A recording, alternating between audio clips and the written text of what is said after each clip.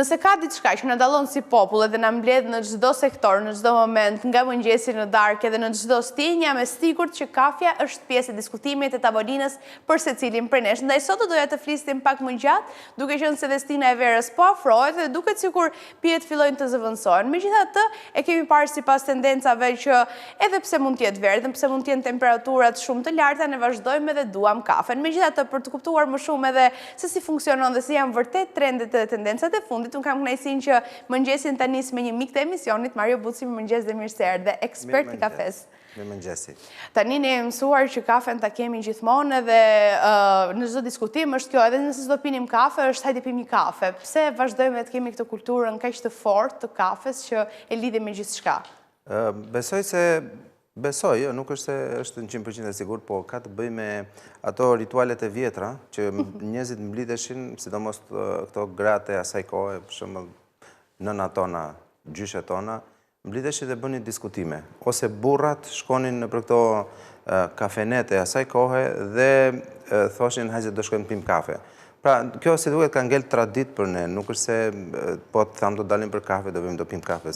Patjetër. Tani duke qenë se temperaturat kemi filluar ta shikojmë që po rriten dita ditës, edhe her pas here shikojmë mbase të zëvendësojmë këtë pijen tonë të preferuar, kafen me pije të tjera.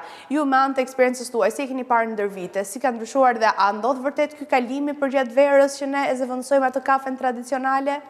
Unë kam pothuajse 13 vjet, 14 vjet në Shqipëri që jam kthyer nga jashtë dhe po shikoj një gjë shumë interesante. Nga këto 14 vite nuk kam parë asnjë lloj ndryshimi të ndryshoj ajo kafja e përditshme, që do të thotë nga mëngjesi, nga ora 7 që hapet lokalet, deri në orën 6-7 mbasdites të gjithë duan kafe. Tani se futen ndërhyjnë disa lloj produktesh të tjera në mes për këto të rinj sidomos, po moshat 25 deri në moshën 60-70 vjeç gjithë duan këtë kafen edhe nuk e ndryshojnë gjallë në botë. Dhe i rinë me disa ndërhyrje në fakt, kemi harrit që të heqim pak të idenë e sheqerit që rri sheqeri sipër e mban kafja sipër dhe është cilësore shumë e mirë. Deri diku 10% ka lëviz, ka ndryshuar. Kurse pjesa tjetër janë tradicional, besnik dhe me atë shpatën e madhe që po nuk e çove ashtu je i ekzekutuar. Po ndërkohë nëse flasim po thonim për pijet që ndërhyjnë përgjatë periudhave të caktuara të vitit, cilat janë ato, cilat do përmendim? Shiko, ka hyrë në treg tani nën produktet e kafeterisë, cilat janë latet me shije, kafe latte sidomos është trend, freddo të ftohta, pra freddo espresso ose freddo cappuccino, kanë hyrë ndërmjetësa milkshake-u, çokolata, kakao të ftohta, si të flasim për këtë periudhë, për këtë stil. Koktelet janë bërë paka shumë masive, koktelet me kafe, që është espresso martini. Kemi në dimër që kaloi prap shkonsumohet shumë espresso martini dhe ka disa lloj formulash të cilat po hynë në Shqipëri avash avash, që janë këto kafet e ftohta sidomos, por me shije të ndryshme brenda. A ndikon për shembull, duke qenë se mund të jemi në verë, edhe në mëngjes duhet të jetë patjetër ajo kafe tradicionale që jemi mësuar të pim, pastaj nga dreka pim kafen e ftohtë. Ndikon kjo apo janë sërish të ndarë në ata që duan kafen tradicionale dhe nga ata që janë më të rinj dhe se kanë atë traditën? Me çfarë shohim në treg, domethënë me çfarë konstatojmë, është që rinia është ajo që eksploron. Pra, moshat nga 18 deri në 25 janë këto që eksplorojnë, për shembull pinë macchiato në mëngjes dhe pastaj e kalojnë në të ftohtë. Tradicionalët, që në këtë rast hyjmë edhe unë tek personat që jemi mësuar me kafet e ngrohta, e kemi shumë të vështirë. Unë në fakt vi nga Greqia me pirje kafeje, pra aty e kam mësuar dhe si profesion, ne jemi mësuar të pim kafe të ftohta.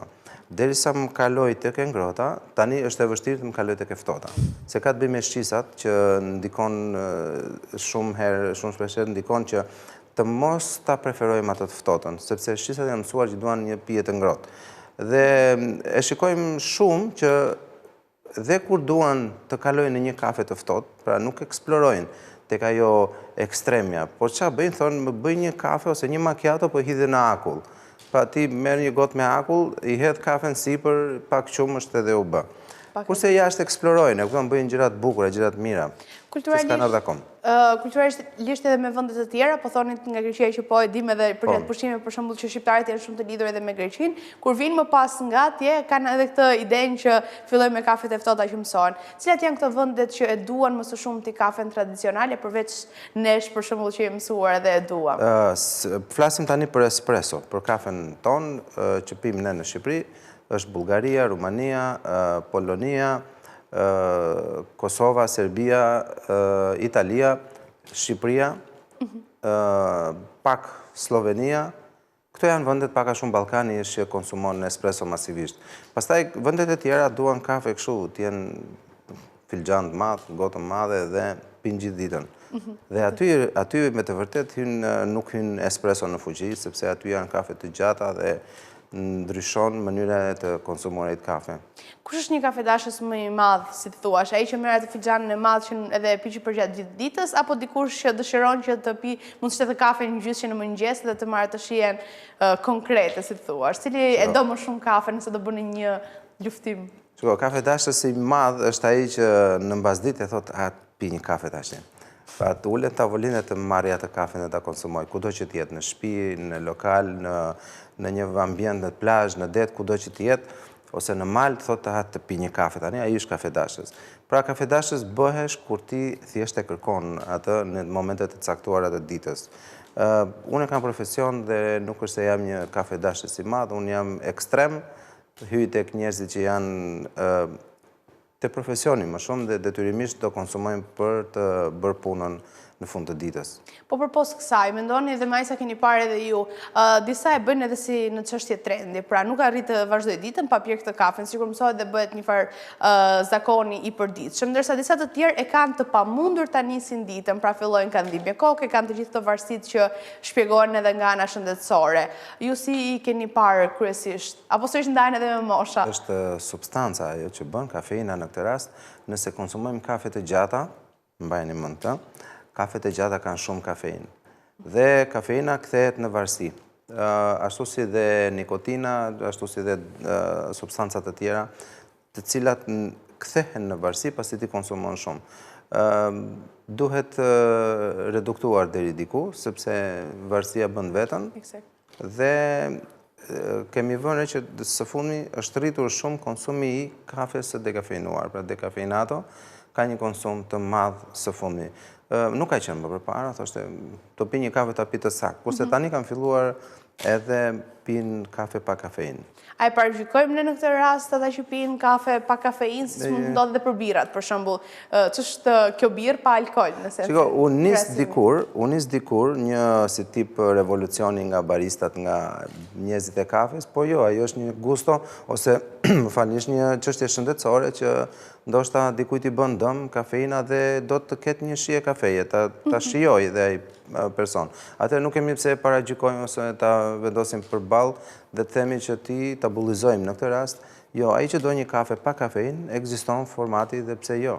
Sidomos tani janë dhe më të shëndetshme sepse bëhen thjesht me një pastrim kafeine me ujë që bëjnë kompanitë me procesin Swiss Water dhe aty nuk ka asnjë efekt negativ pas, kështu që të gjithë janë të dashamirës të kafes duhet ta konsumojnë dhe atë. Ndërkohë, nëse flasim edhe për qytete dhe për zonat të ndryshme, përpos Tiranës që janë një pjesë e mirë orientuar në kryeqytet, cilat janë ato qytete që e duan më së shumti kafen, që keni vënë re dhe jonë, janë kafedashës, janë fanatik të kafes që nuk bëjnë dot pa të? Shqipëria, nga jugu në veri, konsumon kafe njësoj.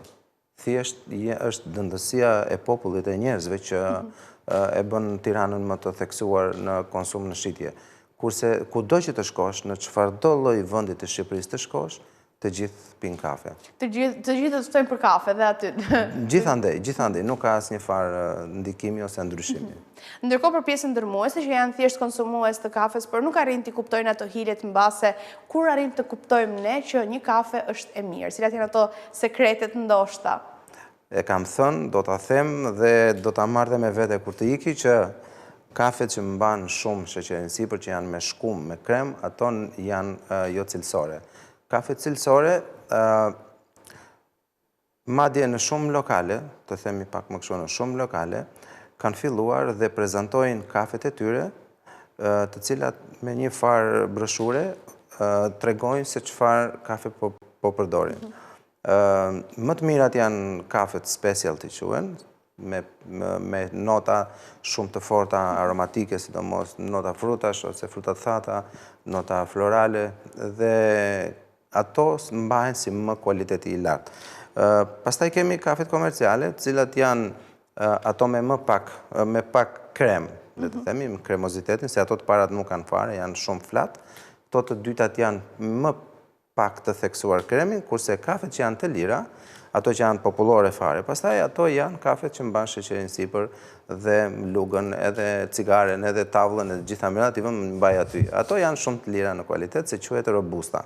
Pra, nëse duam të konsumojmë kafe me kualitet të lartë, duhet të preferojmë gjithmonë kafe që quhen 100% arabika. Ndërkohë, sërish nga komentet që jepen nga përdorues, për shumë kafe mund të themi që kjo ishte shumë e fortë, ose në epitetet dhe në gjuhën e përditshme ishte zeher, për shembull kafja, nga mënyra se si është bërë.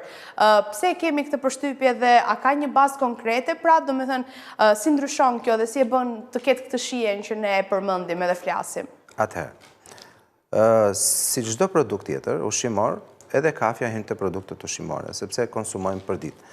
Tani, ekziston një fenomen në vendin tonë që për shkak të hapjes së madhe të bareve, atëherë ne nuk kemi persona profesionistë të kualifikuar mbrapa këtij lokali. Që do të thotë, nëse dikush është thjesht punëtor, ose e kemi marrë për person, për njeri në këtë rast, sepse s'ka njerëz, nuk ka forcë punëtore, të kualifikuar, atëherë ne do marrim një person që sapo ka dalë nga shkolla.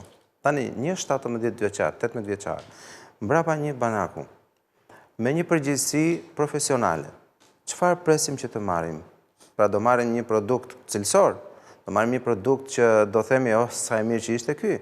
Pra, dhe këtu duhet fillim të zgjedhim situatën, duhet të përzgjedhim në këtë rast lokalet kur shohim që ka një farë kuptim profesional brenda.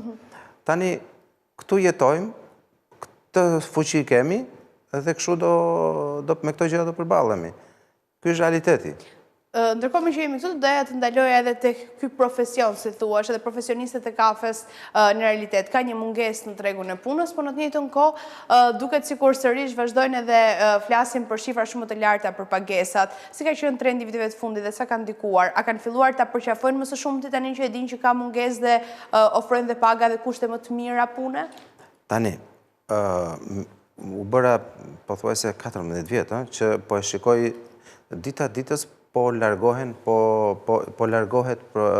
pjesa e punës, pra e kërkesa e punëtorit për punë. Kjo nuk ndodh vetëm tek ne, kjo ndodh në gjithë Evropën pothuajse. Nga që shoh edhe këto të rejat nga vendet fqinje, shikoj që realisht nuk ka punëtor më, nuk ka persona që duan të punojnë.